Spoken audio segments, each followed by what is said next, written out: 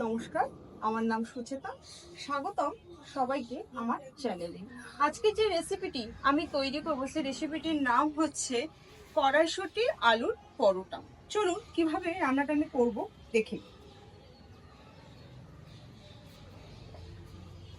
প্রথমেই আমি যেটা করব, আমি আমার পরোটা করার জন্য আটাটা আগে মেখে নেব। এই আটা মাখার জন্য প্রথমে আমার যেটা প্রয়োজন সেটা হচ্ছে জোয়ান, পরিমাণ মতো নুন। এবার আমি এই জল দিয়ে সম্পূর্ণটা আস্তে আস্তে মেখে, বেশি জল দেবেন না, যতটুকু প্রয়োজন ততটুকু। আমি বড় থালায় মেখে নিচ্ছি, কারণ হচ্ছে ছোট জায়গা নিলে না মাখতে ভীষণ অসুবিধা হয়। আমি আস্তে আস্তে জল দেবো এবং আস্তে আস্তে পুরো মিশ্রণটাকে মিশিয়ে নেবো।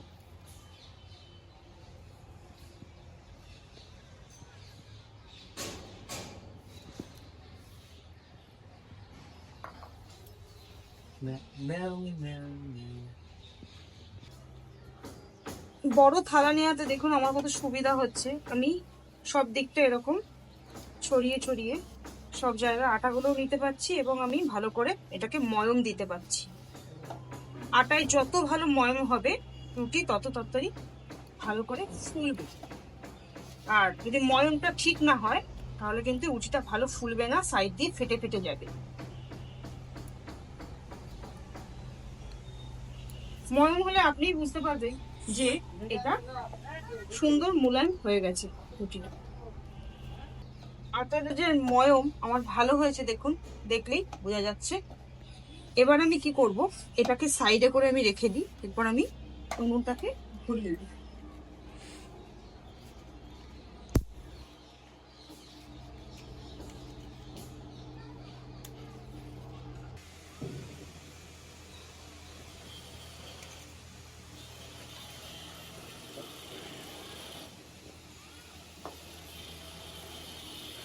উনুনটা আমার ধরে গেছে। এবার আমি কড়াইটা বসিয়ে দিই এবং কড়াইয়ের মধ্যে আমি একটু জল দিয়ে দিলাম।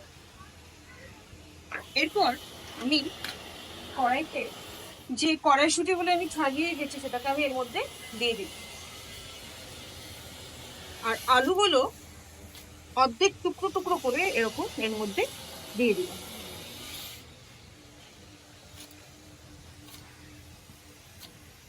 টুকরো টুকরো করে দিলে কি হবে, তাড়াতাড়ি সেদ্ধ হয়ে যাবে। এবং এর মধ্যে সামান্য একটু নুন দিয়ে দিলাম।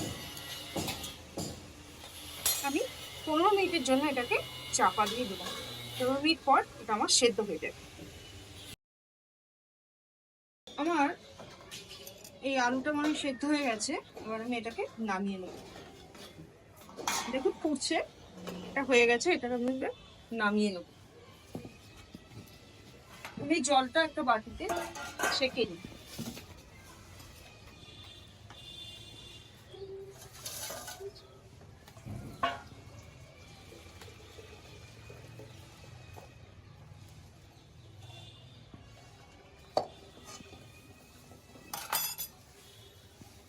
ঝাঁঝরি ছিল তাই আমি স্টিলের এই ঝাঁঝরি, যে ঝুড়ির মধ্যে ঝাড়লেও এটা কিন্তু হবে। এবার আমি এটাকে একটা সাইডে রেখে দেবো।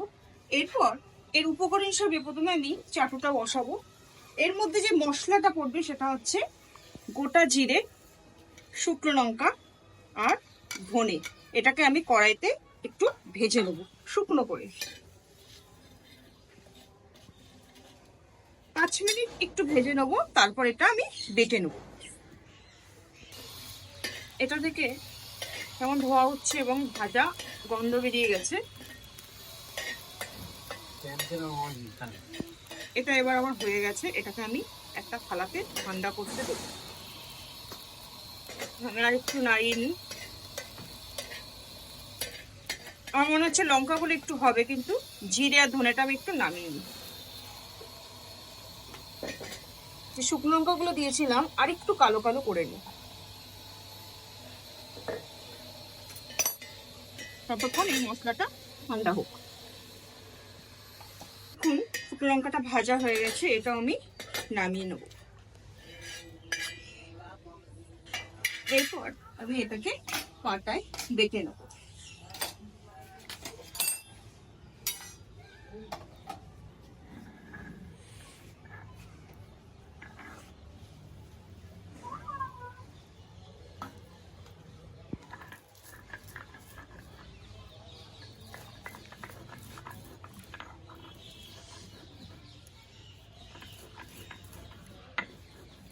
আমার এই ভাজা মশলাটা প্রায় বাটা হয়ে গেছে। কারো বাড়িতে যদি পাটা না থাকে তাহলে কিন্তু সে মিক্সারে বেটে নিতে পারে, অসুবিধা নেই। এবং এটা একটা যত্ন সহকারে একটা ঢাকনা, ভালো ঢাকনা যুক্ত কৌটোর মধ্যে রাখবেন যেন গ্যাসটা না বেরিয়ে যায়। এবার আমি একটা জায়গায় এটাকে তুলে নেব।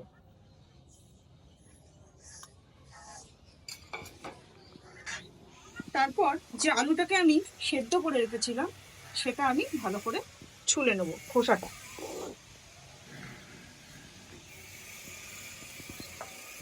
নতুন আলু তো খোসাটা আমি শুদ্ধই দিয়েছি, হাতে একটু এ করলে উঠে যাবে।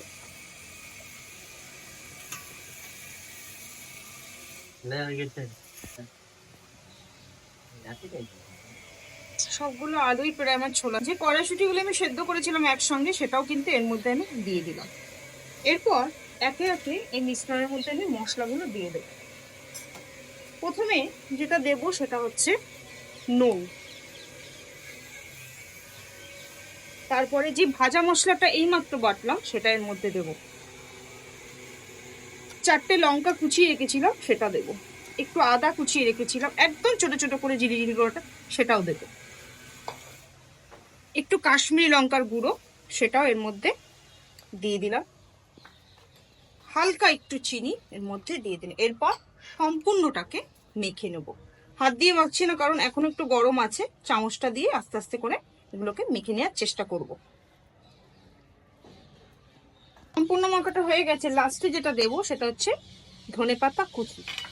এটাও একইভাবে কিন্তু আমি মিশিয়ে নেব।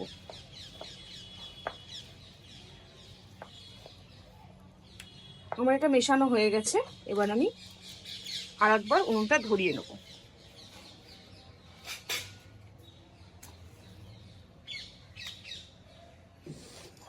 উনুনটা আমার ধরে গেছে, আমি এরপর তাওয়া বসিয়ে দিলাম।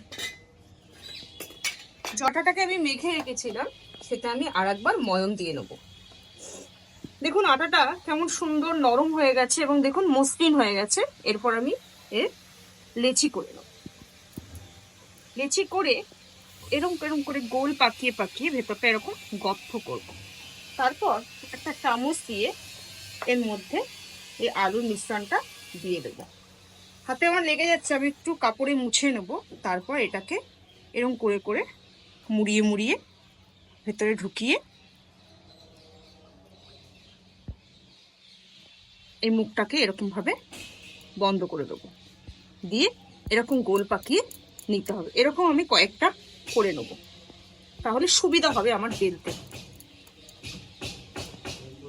একইভাবে আমি এরকম গোল করে নিলাম, ভেতরটা গর্ত হয়ে গেল। তারপর এই মিশ্রণটা আমি এর ভেতরে দিয়ে দিলাম।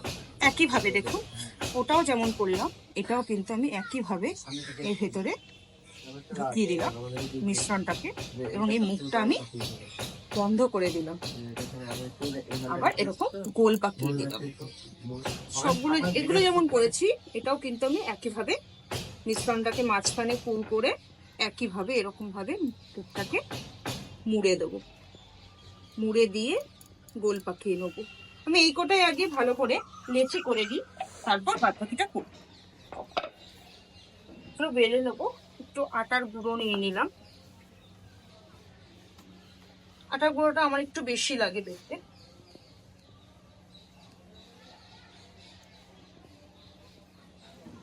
চারধারে আমি এরকম ভাবে আটার গুঁড়ো লাগিয়ে দিই। এবার এটাকে আমি আস্তে আস্তে বেলবো।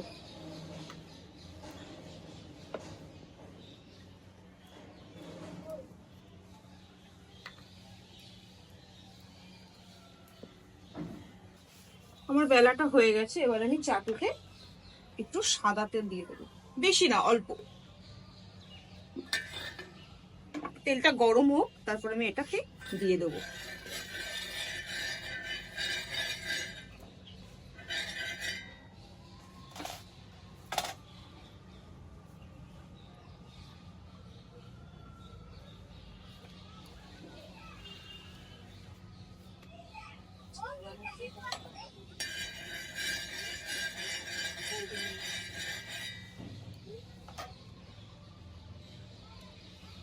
এরপর আমি এর উপর দিয়ে দিলাম।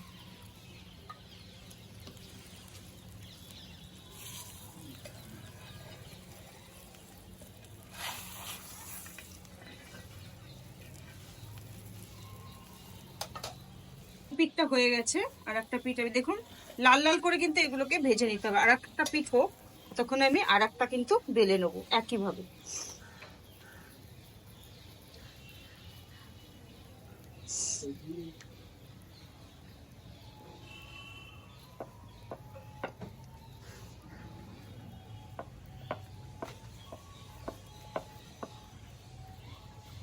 এটা আবার হয়ে গেছে, আমি এটাকে নামিয়ে নেবো। আবার চাটুতে আমি একটু হালকা তেল দিয়ে দেবো। এরপর আমি আর একটা এর উপর দিয়ে দেবো।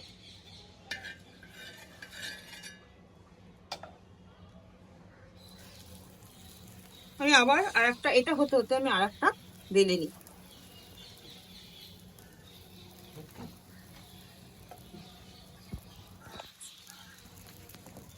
অনেকের এই ফেটে যায় রুটিটা, কোনো অসুবিধা নেই, আপনি আস্তে আস্তে করে বেলবেন। দেখুন আমারটা কেমন গোল হয়েছে এবং ফাটেনি। এবার আমি আর এক পিঠ উল্টিয়ে দেবো। দেখুন লাল লাল করে ভাজা হয়ে গেছে, এরকমই এই পিঠটা ভাজা হবে। আর এটা হয়ে গেছে আর এক পিঠ, আমি আবার এরকম ভাবে নাড়িয়ে চাড়িয়ে এটাকে আর একটু তেল দিলাম।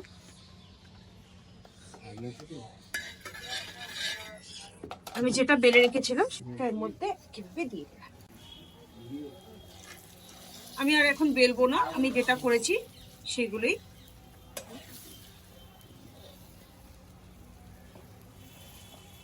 এক পিঠ হোক আগে, তারপর আর এক পিঠ আমি একইভাবে উল্টিয়ে দেবো।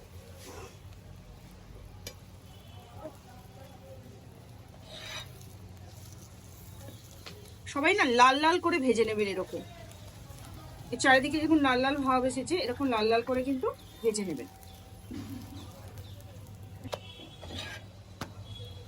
আর এক পিঠ ভাজা হলে আমি এটাকে নামিয়ে নেব।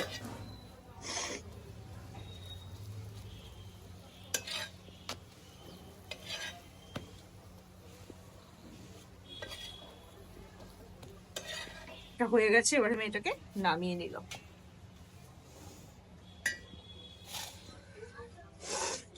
তো আজকের রেসিপি আলু মটরশুটির পরোটা আমার তৈরি হয়ে গেছে। এই রেসিপিটি আমি রিফাইন তেল দিয়ে করলাম, কিন্তু নামাবার পর যখন খেতে দেবেন বাচ্চা বড় সবাইকে একটু বাটার উপরে দিয়ে দেবে। তার সঙ্গে সসও ভালো লাগবে বা দইয়ের রায়তাও ভালো লাগবে। অবশ্যই বাড়িতে এটা সবাই বানিয়ে খাবেন। ভালো লাগলে অবশ্যই আমাকে কমেন্ট করবেন, লাইক এবং সাবস্ক্রাইব করতে কিন্তু ভুলবেন না।